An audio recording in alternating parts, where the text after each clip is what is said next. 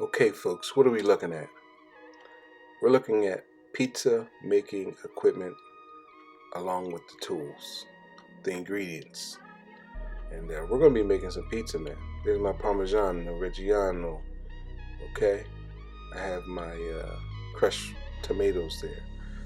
The mozzarella, okay?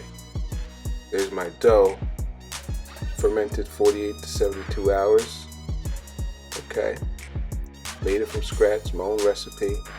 There's my olive oil, extra virgin, regular olive oil. There's my ladle and my bowl, pizza pan for my Sicilian and grandma pies, my flour, which I got a 50-pound bag of that. There's my dough cutters, as long as my pizza pan, my wooden peel underneath. And man, we're gonna be making some pizza, man. Tired of driving 50, 60 miles for some decent pizza. And so we're going to attempt to make some great pizza, not just average, but great. And yeah, we can do it, man. So the first pizza that I'm going to make is going to be an ultimate meat lover's pie. And so using some of the techniques that some of the best pizzerias use, and some of the ingredients that they use, we're going to try to duplicate some of the great pizza that we see in some of our great pizzerias here in the Northeast. So fasten your seatbelt, come along with me on this journey, because I'm going to show you that you actually can make decent pizza at home. So a great place to start will be with the garlic for the pizza sauce. And so as you can see, I have these these sliced garlic cloves in the pan, and I'm trying to sweat these cloves. I'm not trying to burn them. I don't want to brown them too much. I just want to sweat them, and just preparing this for my pizza sauce. And so I don't want just an ordinary pizza sauce. I want an herbaceous pizza sauce. I want this sauce, when you go to bite into the slice, that it just hits your nostrils, so you taste it even before you bite into it. So here we are preparing the garlic, as you can see. Next will be the preparation for the pizza sauce. As you can see, I've already ripped up a few basil leaves there, and we've added some garlic to this, some oregano, some olive oil, and we just want this to be one herbaceous pizza. We want you to be able to taste it before you even bite into it. So as you can see, little chunks of garlic cloves there. This is going to be one herbaceous sauce. Our next step, if you have seen here, we've taken our 30-ounce dough ball out of the container, and we're going to put it into our pizza pan. Okay, we're going to par bake this. We're going to par bake it for about 12 minutes or so, and the objective is to get this nice and brown on the bottom. So we're going to par bake it for 12 minutes. We're going to add a little bit of tomato sauce on top, just a little, not much. Then after 12 minutes, we'll take it out of the oven. We'll add the cheese, we'll add more tomato sauce, and all the other toppings. Okay, so this is going to go in for 12 minutes par bake. Okay, as you can see, I've stretched the dough out. I've put it in the oven for 12 minutes, par baked it with a little bit of sauce on top.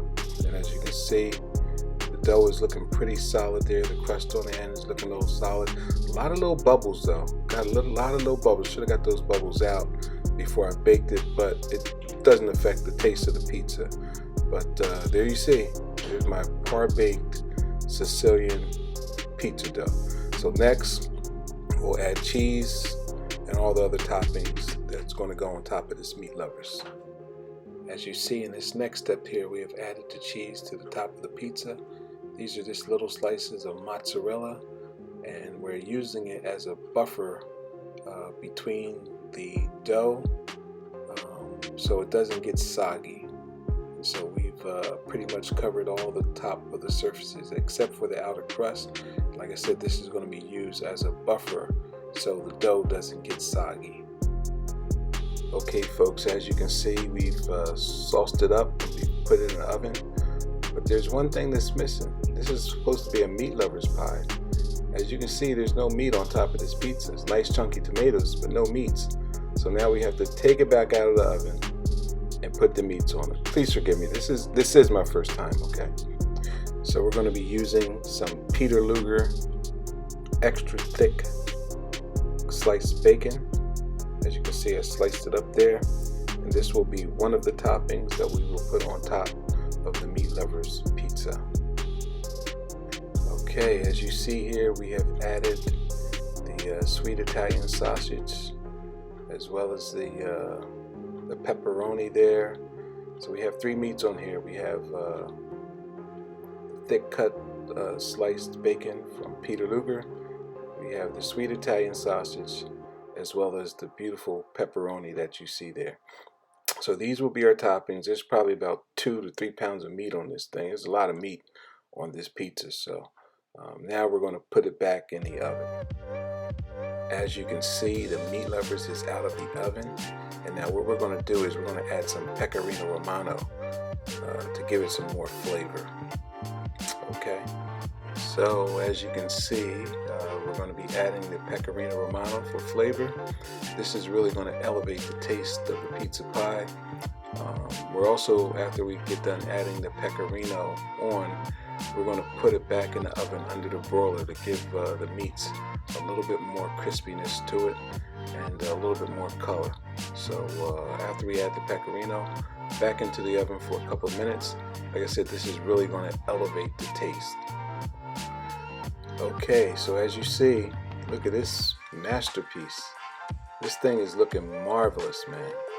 I put it in the oven under the broiler for about a minute or two, and just look at the thick sliced pepperoni. You see the chopped bacon, the sweet Italian sausage, and this thing is looking, it's shaping up to be a good looking pie. See a little bit of the oil came over the edge, but no big deal. But as you can see, look at the edges, it looks nice and crisp.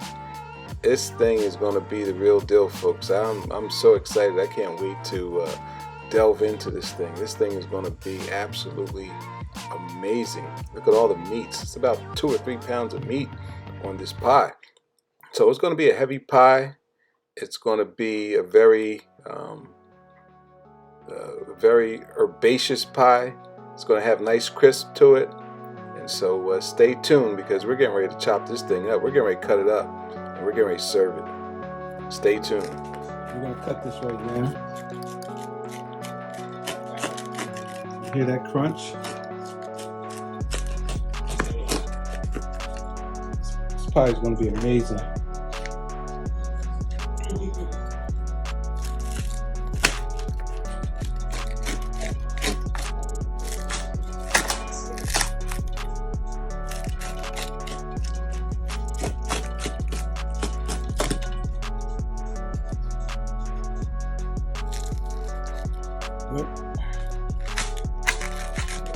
I will get better at this, I promise you. All that matters is that the pizza tastes good. That's all that matters. And there we are. I'll take that. Meat lovers pizza. There we are, folks. All right, baby, choose which slice you want. And let's see if the wife gives it her approval. This is one heck of a pie, let me tell you. Oh boy. Look at the aeration. Oh boy, this dough is going to be amazing. Let me see the bottom of it. Oh yeah. Oh yeah. All right, baby. Go ahead. Oh yeah. You hear that crunch, peoples? Oh yeah. One more time for the one time. Let's see if we get another crunch in there. Oh boy. This is G-Mo, y'all. You already knew. You already knew.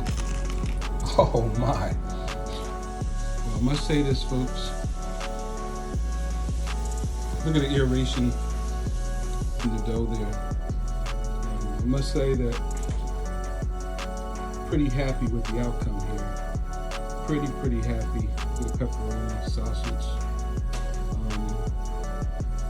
See the basil that I put in it, just full of taste. The taste just explodes in your mouth. It's just, you won't get a meat lover's pizza like this at any pizza shop for the most part. It must be about 3 or 4 pounds worth of meat on this thing. It's just loaded. Just absolutely loaded. Full of taste. Not bad for my first time. Spent enough in equipment, that's for sure, but boy, pretty impressed. Folks, that's going to wrap it up for the first part of my pizza series, The Ultimate Meat Lovers. Stay tuned for more videos where they will be coming out shortly. Please subscribe, like, and hit that bell notification. Comments are encouraged, but most importantly, don't forget the bon appetit, peoples. Bon appetit. I'm G Mo, and I'm gone.